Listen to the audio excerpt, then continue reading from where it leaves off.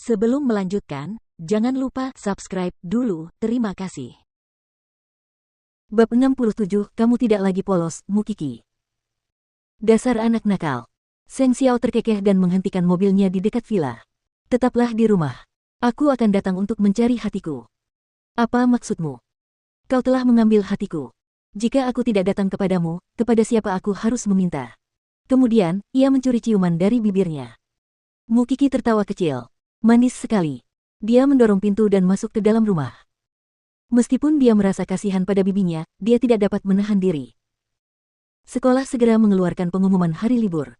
Namun, Mukiki tidak akan memiliki kesempatan untuk menikmati hari libur. Dia harus mengikuti berbagai macam kursus untuk mengisi waktunya selama liburan.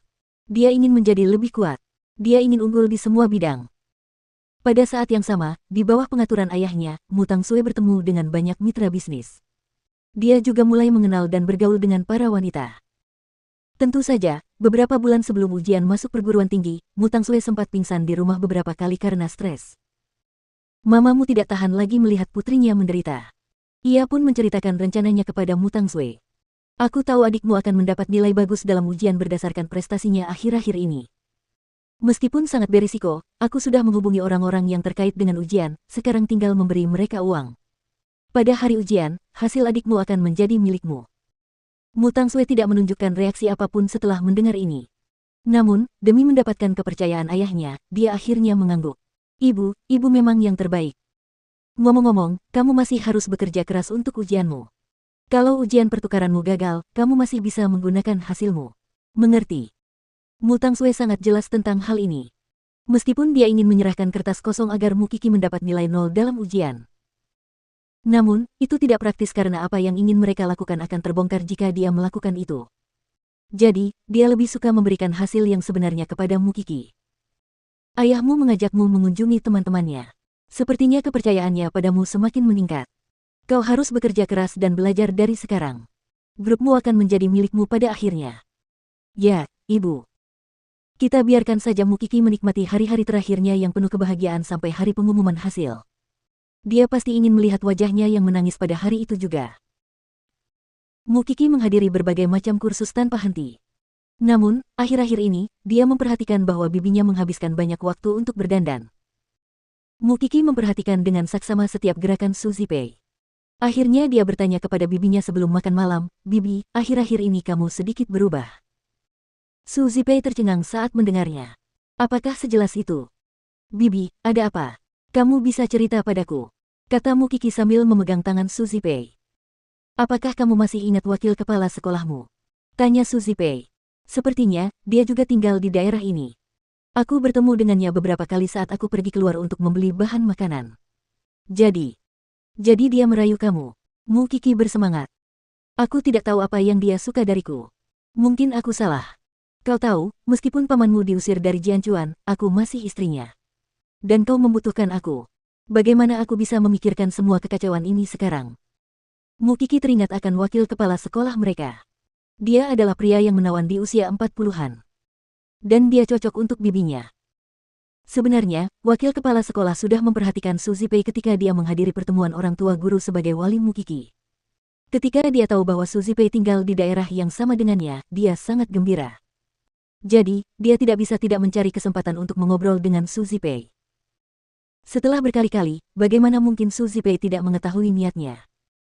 "Bibi, jika dia pria yang baik, mengapa kamu tidak menerimanya? Kamu seharusnya tidak mengorbankan kebahagiaanmu karena aku." Mukiki berkata dengan tulus, sambil memegang tangannya. "Tapi tetap saja tidak beres. Ini hampir tahun baru dan aku akan pergi ke kota C untuk mengunjungi makam kakek nenekmu dan tinggal di sana selama beberapa hari. Apakah kamu mau ikut?" Sebenarnya, Su Zipei sedang mencari alasan untuk melarikan diri darinya. Di usianya yang sekarang, dia tidak ingin menikah dengan keluarga kaya. Dia sudah merasa nyaman dengan hidupnya sekarang. "Bibi, kamu tahu aku punya banyak sekali daftar mata kuliah yang harus diambil. Jangan khawatirkan aku. Jika aku ingin pergi keluar, aku akan meminta Paman Lin untuk mengantarku ke suatu tempat."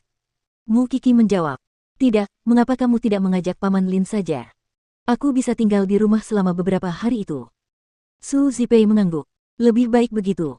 Saat kakek nenekmu masih hidup, mereka juga tidak memperlakukanmu dengan baik. Kau tidak perlu bersusah payah bepergian jauh hanya untuk mengunjungi mereka. Tapi aku tidak akan membawa Pak Tua Lin bersamaku. Kalau begitu, kau bisa pergi keluar dengan teman-temanmu kapanpun kau mau. Satu hal, kau harus tetap berhubungan denganku. Ya, aku akan melakukannya. Mukiki sudah dewasa. Seharusnya tidak ada masalah baginya untuk sendirian di rumah.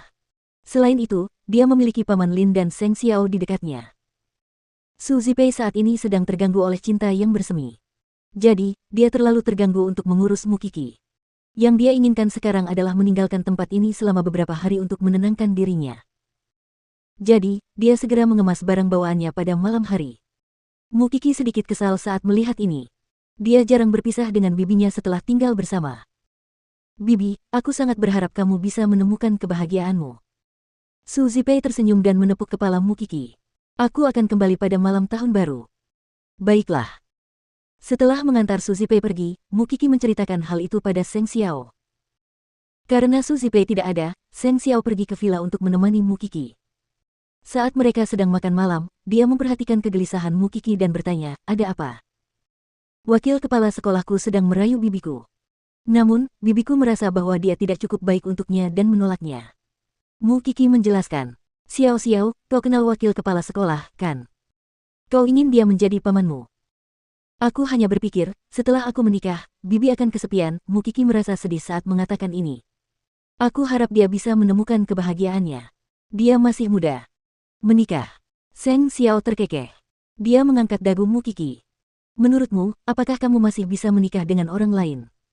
Mengapa saya tidak bisa menikah? Kamu tidur denganku. Dan siapa lagi yang ingin kamu nikahi? Seng Xiao mengejeknya. Kamu tidak lagi polos, Mukiki. Mukiki tersipu. Dia tidak mengatakan apa-apa. Sebaliknya, dia dengan hati-hati mengulurkan tangan dan memegang tangan Seng Xiao. Aku tidak menginginkan siapapun selain kamu. Seng Xiao sangat puas dengan jawabannya. Kemudian, dia berkata, saya akan melakukan perjalanan bisnis besok dan akan kembali keesokan harinya. Baiklah. Kian-Kian mengajakku keluar besok. Aku akan menjaga diriku sendiri, jangan khawatir. Kemudian, Mukiki menciumnya. Aku akan menunggumu.